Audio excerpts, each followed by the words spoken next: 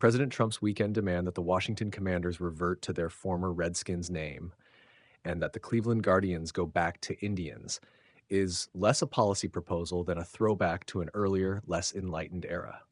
His post on Truth Social on Sunday read in part: "The Washington Whatevers should immediately change their name back to the Washington Redskins football team. There's a big clamoring for this. Likewise, the Cleveland Indians.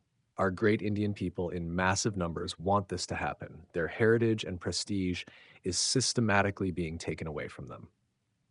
Here's why this isn't just tone deaf, but profoundly damaging. Number 1. Redskins and Indians were dropped for good reasons.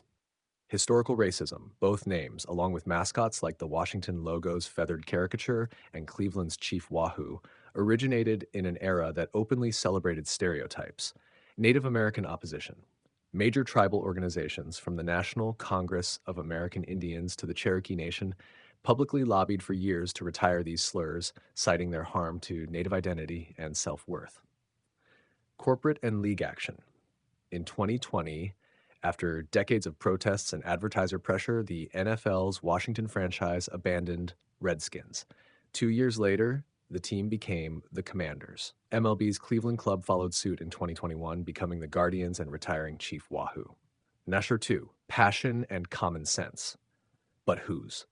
Trump framed his demand as respecting heritage and common sense, yet selective listening. Polls show broad public support for the new names, and surveys of Native communities report little desire to revert.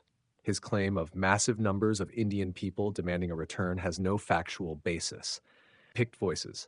His post echoes Jason Buck, a former 1990s Washington player, who told TMZ he wanted Trump's help restoring the slur. But Buck's personal nostalgia doesn't reflect tribal consensus or modern values. 3. Beyond tweets. Real-world implications.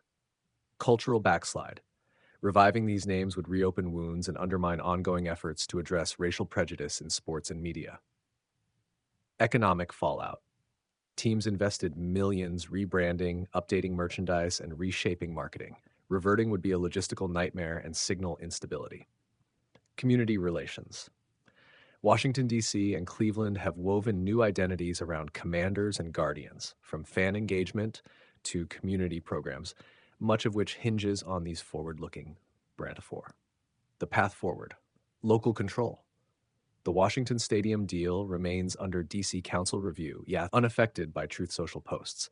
Should the team ever consider a name change, it would involve extensive stakeholder engagement, not presidential edict.